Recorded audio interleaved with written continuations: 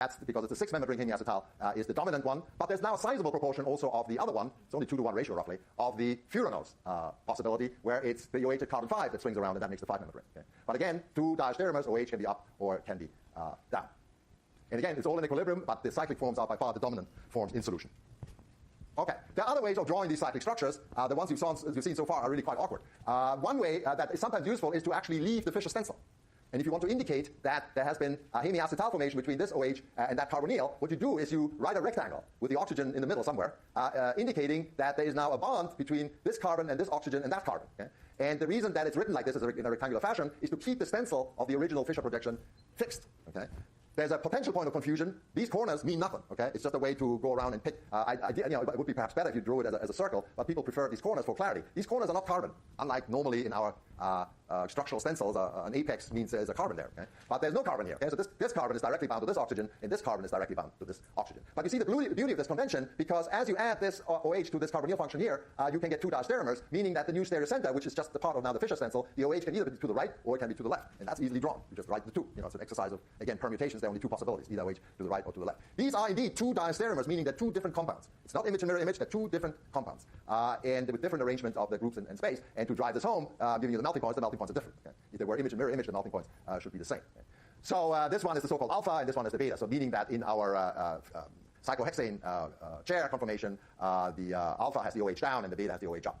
You can't see that from these structures. So these are really basically useful to keep track of the stereochemistry in a simple stencil manner. So best are really the conformational pictures that we started doing there with the cyclohexane chair. Okay? So again, in exams, and you've probably already seen that in the practice finals, I'll give you a stencil, okay, in order to avoid you screwing around with drawing chair cyclohexane stencils and messing up. Okay?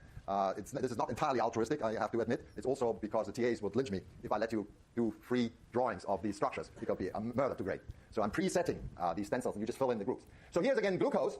Acyclic form, and here it is. The acyclic form, the hydroxyaldehyde form is there in 0.003. I got that right? 0.003%. So it's minuscule, and it forms the cyclic hemiacetal, and here's the cyclohexane chair. So I'm giving you this structure is what I've shown you in the model. And when the OH is down, it's called the alpha isomer or alpha anomer, and when the OH is up, it's called beta. And notice that down means it's axial, and up means it's equatorial. Okay? And that's the favorite compound. And now to perhaps also address the question that you raised, here I'm actually giving you the ratios of these 2 pyranose diastereomers. It's about 2-to-1. The equatorial is favored by 2-to-1 over the axial OH. Okay?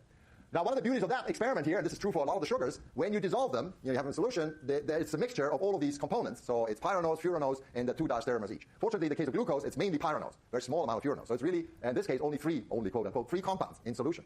And when you cool down saturated solutions of this, then as it turns out, and this is often the case, one of the compounds will crystallize out selectively. And crystallization means you get a crystal structure in which everything is fixed, and you're pulling it out of the solution, so that pulls the equilibrium. And it turns out that actually the less stable hemiacetal diastereomer is the one that crystallizes selectively. And you get it pure. Okay? And why is this important? It's important because it demonstrates a phenomenon that puzzled early sugar chemists tremendously. Early sugar chemists didn't know that this is what was going on. Okay? They thought glucose was a molecule, just one structure. Okay? And yet, when they took this stuff and crystallized it, and they had this compound, and they dissolved it to take the specific rotation, this compound has a specific rotation of plus 112. As they let it sit, most disturbingly, the specific rotation changed. Okay? And that was called mutarotation. And that was most disturbing. Okay? How can that happen? There's some reaction is occurring here. Yet, they recovered 100% of, in this case, glucose, of the sugar in question. And we now understand why this is. If you start with one pure anomer, that is a diastereomer with respect to this labile hemiacetal carbon, you put in solution, this guy will start setting up an equilibrium with the acyclic form, and the acyclic form will recyclize to the other diastereomer. This is a totally different compound, and the specific rotation of that is plus 18.7. Okay? So in the end, you get an in-between value that you can calculate if you're fast on your iPhone with the calculational function. What it is, if you have a 36% of this and 63% of that, you get some value plus something in between these 2 numbers. And so eventually it would settle down because we would form the thermodynamic equilibrium mixture of 2 chiral optically active compounds that would give a composite specific rotation of the solution. Okay, so now let's look at some of the reactions of the sugars. And we'll look at oxidation, and then we'll look at reduction. And in both cases, we're actually not introducing any new concepts. There will be a couple of twists on the reagents that we use. So the first oxidation that you can accomplish is using the mildest possible oxidation agent, and that oxidizes the most reactive function, the aldehyde function, to the carboxylic acid. We already know that we can do that. We did this when we treated aldehydes in aqueous solution with chromium-6. That was the chromium acid oxidation of aldehydes, all primary alcohols that turn into aldehydes, all the way to carboxylic acids. That was one synthesis of carboxylic acids. Now the problem with using chromium-6 here is that we have all of these aldehyde hydroxy functions down the line, and they would be attacked by chromium-6. It would be a total mess, actually, if you hit this with chromium-6. It would be like a bomb hitting this molecule. So you need to fine-tune the oxidizing agent to be the mildest possible oxidizing agent that will not touch the OHs, which are more difficult to oxidize compared to the aldehyde function. And that turns out to be bromine and water. Okay? not typically used so far by us as an oxidizing agent. What happens, of course, bromine turns into bromite. Okay, so it picks up negative charges, meaning that it takes away electrons from the substrate it reacts with. Taking away electrons from a species means you're oxidizing the species. Okay? And that then turns this into the corresponding carboxylic acid, where you have only one carboxy function, and that's the one on top. Nomenclature-wise, the aldose is said to turn into an aldonic acid. You don't have to remember that, but I'm telling you anyway. So mannose turns into mannonic acid, and glucose would turn into gluconic acid, and so on. You have complete control. All the other hydroxy functions stay unchanged. How does this go? You don't have to remember that either, but it's a typical mechanism of all alcohol oxidations. The hydrogen next to the hydroxy function is transferred as a hydride. That is, it's been pulled off by the oxidizing agent as H-, and that leaves behind a carbon plus, and that's the oxidation of that carbon. If you're thinking about this here, in this case, for example, if you formally pull off H-, you get C+ here. That's a hydroxycarbocation. And remember, hydroxycarbocations are the same as protonated carbonyl. So you're already actually at the carboxylic acid oxidation state. And the reason that aldehydes are the most reactive in this reaction is because you're forming a dihydroxy carbon, so the electron pairs of these oxygens gang up to push the electron density towards that carbon, making this hydrogen more readily abstracted as H-. And how does bromine do that? This actually is proposed to be a concerted termomolecular transition state. 3 molecules line up. Bromine at one end, where the electrophilic part of bromine, so BR-BR, polarizes, as it does when it adds 2 double bonds, for example. So you get the delta plus bromine that pulls on this H as H- coming off. It transfers, and at the same time, at the other end, water comes in and deprotonates. So you're pulling off H- to the left, H+ to the right, which is in essence the removal of H2, which is an oxidation. So you're oxidizing the CO single bond to the CO double bond. In all of these oxidations, the chromic acid oxidation, if you go back to the chromic ester formation and the cyclic transition state for oxidation, they're all the same. It's always H- being plugged on in some form. Okay, so that allows you to selectively oxidize the top with carboxylic acid. Now we can go up one step and increase the oxidizing power of our reagent, and that allows us to actually oxidize both top and bottom. That turns the aldoses into the so-called aldaric acid. Previously it was aldonic acid, now it's aldaric acid. So mannose turns into mannaric acid, glucose into glucaric acid, and so on. And the reagent that we use is nitric acid. Nitric acid, NO3, is an oxidizing agent. As you know, ammonium nitrate and potassium nitrate are actually explosive because they are oxidizing agents. And although we haven't used it in many cases as such, it's a reasonably mild oxidizing agent. And it will oxidize, but it's a stronger oxidizing agent than bromine. So it will oxidize the aldehyde function, but it will also grab one of the OH functions. And the one that it grabs uniquely is the other end, the hydroxymethyl. And the reason for that is sterics. This is the least hindered OH. The nitric acid is reasonably bulky. To get into the secondary positions of these OHs is sterically encumbered. You don't want to do that. You can actually see this also in our molecular model, where there's the terminal hydroxymethyl. That OH is totally accessible, and that carbon especially is accessible. Once you get into any of these other carbons, you're surrounded by a lot of bulk on either side. So it doesn't, you can tickle it so that and you follow these reactions frequently until they're done, and then you stop. Otherwise, nitric acid does start chewing up the other OHs. But if you do this right, you get selective oxidation at both ends. So that gives you a dicarboxylic acid, the so-called aldaric acids. Again, the transition state, or the mechanism, you don't have to remember this, but it's very similar to the transition state of the chromic acid oxidation.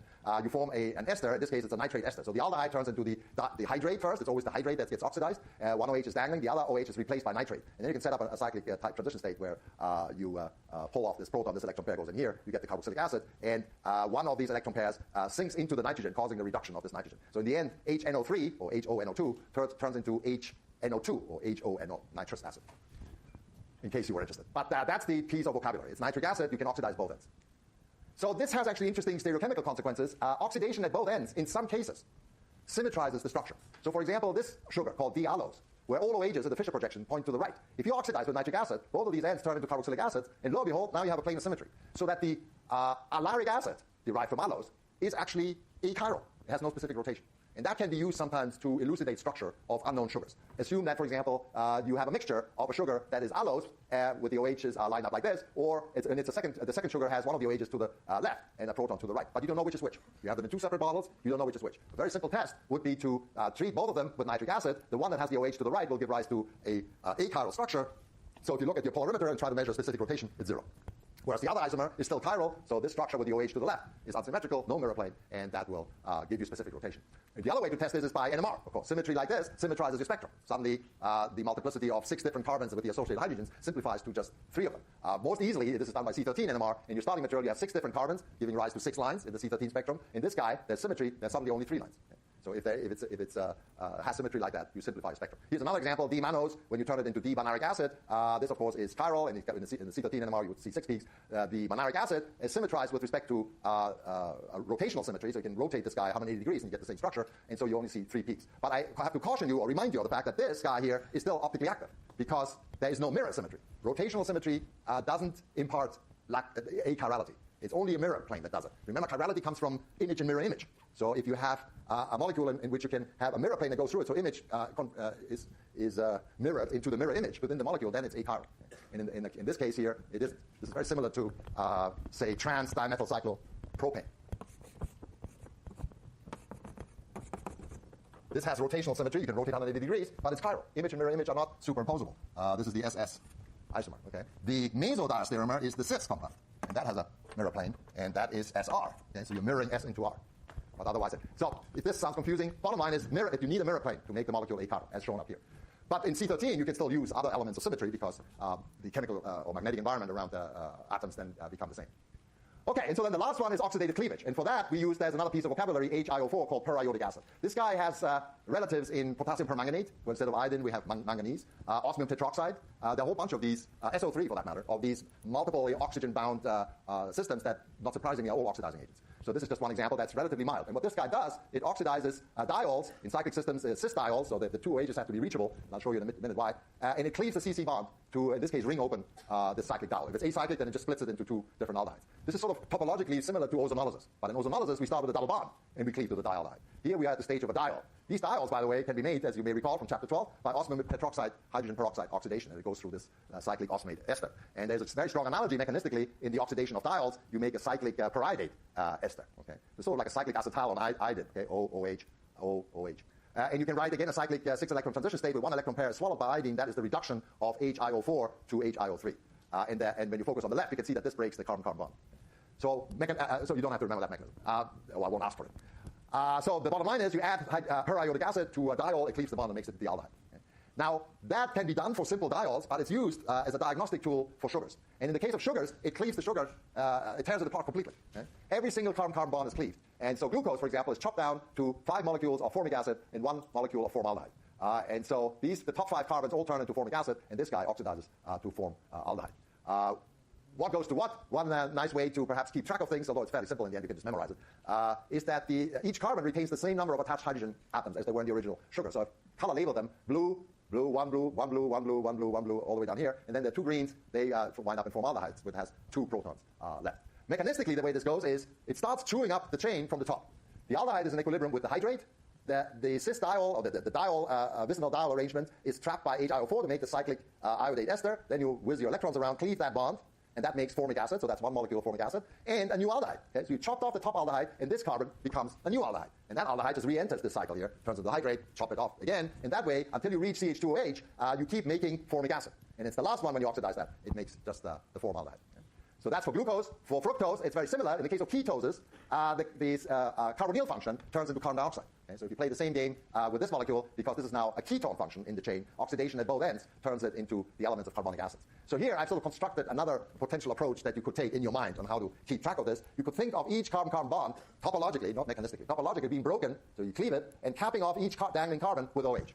When you do that, you get the hydrated forms of the products. Okay? So if you start with C1, and you cleave here, and you cap off this carbon with OH, you get this guy, okay? Where the original OH is the red one, and the one you're capping off with is this one. And this is nothing else but hydrated formaldehyde. So that gives you formaldehyde. Okay? Indeed, when you do this, you realize all when you have CH2OH, it will give you formaldehyde in this process.